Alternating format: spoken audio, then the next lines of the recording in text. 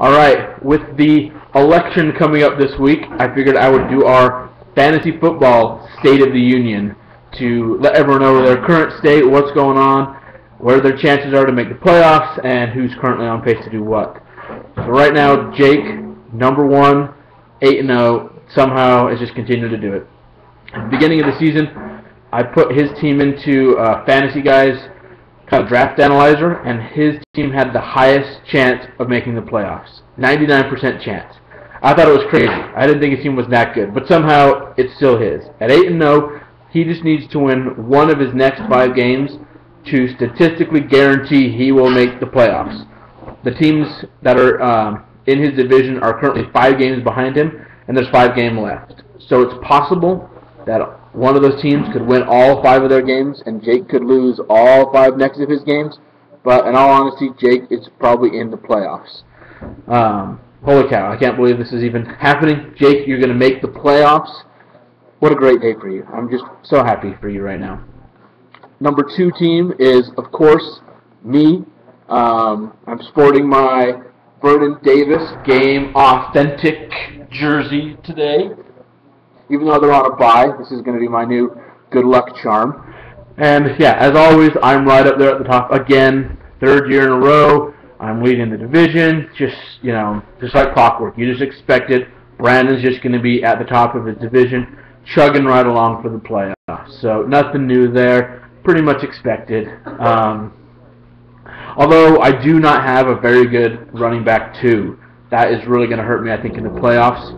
I've got LaShore and Jonathan Stewart and Jonathan Dwyer and C.J. Spiller, and they're all pretty good plays, but they're not stellar. So, I don't know. Well, I may make a move here. I've been trying to trade with DJ, but he's been a little bit belligerent. Next is Marston. Marston's the number 3 team in the league. Looks like he's got a clear shot at the playoffs. He's tied with me at 5-3. But I don't know. This team still scares me. His running backs are Reggie Bush, Chris Johnson, Sean Green, and Donald Brown. How many people won a championship with those running backs on their team? Anybody? I'll go back and look and see if anyone has won a championship with those kind of players. But I just don't see it, Marston. I don't know. I don't see it. Now your highest ranked running back or wide receiver is number 22.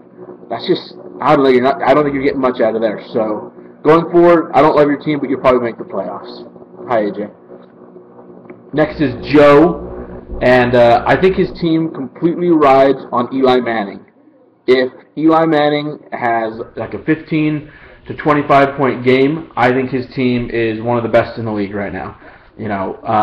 But if he's going to have a 4-point game, I just don't think there's any chance that he can do well. Now, Ren and I keep joking. We don't know how he got Frank Gore, Hakeem Nicks, Matt Forte, Mike Wallace, Vernon Davis, and Jordy Nelson on a budget of $200. I went back and checked my spreadsheet. It seems to add up, Ren, but somehow I still think my dad had $300.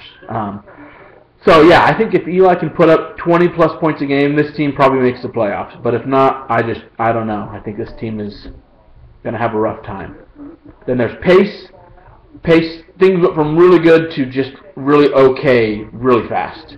You had all these great running backs. You thought you had all this trade value, and then all of a sudden, boom, Mendenhall gets hurt. Then DeMarco Murray gets hurt. Then Ben Tate gets hurt. And now Ahmad Bradshaw is hurt.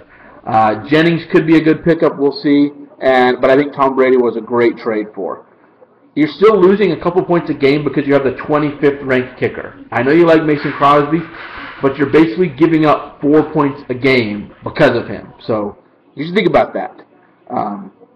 Spencer Payton, boom, you hit on that. Adrian Peterson, boom, you hit on that. Roddy White, you didn't pay $45, but you hit on that. Honestly, even though you've hit on these, I'm kind of selling on your team.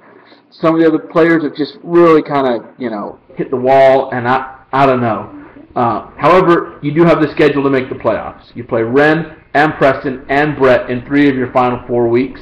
And if you win all 3 of those, I think you got a line into the playoffs. I do dig your dedication. You're playing Johnson and Fitzgerald and Roddy White until the ship truly sinks. Good on you. Preston. So this team is only 1 game out of the playoffs. And even then, they're tied, and they're only 42 points back. all of the East Division teams play each other in the final few weeks, so there's going to be a lot of shakeup then. And really, I mean, it's too bad that this trade didn't work out, because I thought trading for Steven Jackson and Darren Sproles was a good move. Jackson's now kind of on this timeshare. Sproles is hurt and now out a couple weeks. I really thought it was a good trade when it happened, but I think Ridley might have been the better keep there. But having said that, you play a bunch of East Division teams, and you still got to line to the playoffs. Brett McCoy finally started to play like a man. Pierre Thomas could be a good play, but you're right there with pace in your kicker. You could get a couple more points out of the game, each game from your kicker.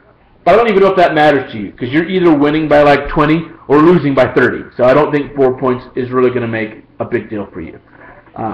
And I might be crazy, but I still think you should trade Aaron Rodgers to DJ for a couple of his running backs. I think the keeper value that his running backs have and the not keeper value that Aaron Rodgers has, I don't know. I think you could still be pretty well off playing Ponder and trading for a couple of running backs. I don't know. You guys should think about it. But then there's DJ, who, of course, won't trade his running backs. He's got 4, and he keeps continuing to play the wrong ones. Until you trade one of them, DJ, you're never going to make the right choice. That's just one of the fantasy rules. When you've got all these players, you just don't pick the right person. You never do. So I think you got to trade one of them. I offered you Ray Rice to upgrade. You could have had Ray Rice to trade away any 2 of those 4 running backs, and you didn't choose to, which is too bad. I think that's what you got to do. I don't know what you're waiting for. You're not winning. You've got all these points on your bench that are just sitting there doing you no good. You just need to do it. Upgrade it. Okay, that's my rant on DJ. In the end, do whatever you want. I don't care. I'm going to make the playoffs, and you probably won't. And then there's Ren. This is just a season that might have been. The Bears defense, #1, and Ren casts him off to the side. Lawrence Tynes, kicker, #1, and Ren doesn't want him anymore after he scores 22 points in a game for you. You had Tom Brady and Trent Richardson and Darren Sproles and Steven Jackson, and I just thought this was a really, really good lineup. We loved your team coming out of the draft. And the Ridley trade actually turned out all right for you. Ridley's been really good, and he'll continue to be solid, I think. But unless Turner really steps it up, you may have been better off with Brady. I know you've been kind of like messing around. You've like kind of tinkering with your team a little bit. And I know Brady kind of started off a little slow, but I don't know. He's got that 2008 just like I don't care mode right now, when he just went crazy on everybody. I think he's sick of all this Giants Super Bowl not good enough talk. He's just going nuts. So you may have been better off there. I don't know if Andy Dalton's the solution, but we'll see. On the upside, you do have Decker, and he keeps playing well, and he's probably a keeper for you. So you got some value for next year. So that's just a quick State of the Union for our fantasy league. I'm going to be posting trade values trade and keeper values for everybody's team. I went through the draft and I got all the drafted players and their values, and now I'm going through all of the free agent auction budgets and going through all the players on the rosters right now to see what everyone's worth. So I should have that hopefully by the end of the day, just so people know. I know Pace posted his, but that way everyone knows what everyone else's teams kind of trade values for, who you might keep, who you might not, and who you might want to trade for. Some people have a couple players they want to keep, and you can only keep 3, so if you have more than 3, it's not worth even keeping them. You might as well trade them and get something out of them. The trade deadline is at the end of the month. I think it goes through week 11 or week 12, so you got a couple weeks, so I'm going to post this so everyone has it. So anyways, good luck in week 9. Hopefully my Vernon Davis jersey ensures me victory against Spencer, and we'll see you later.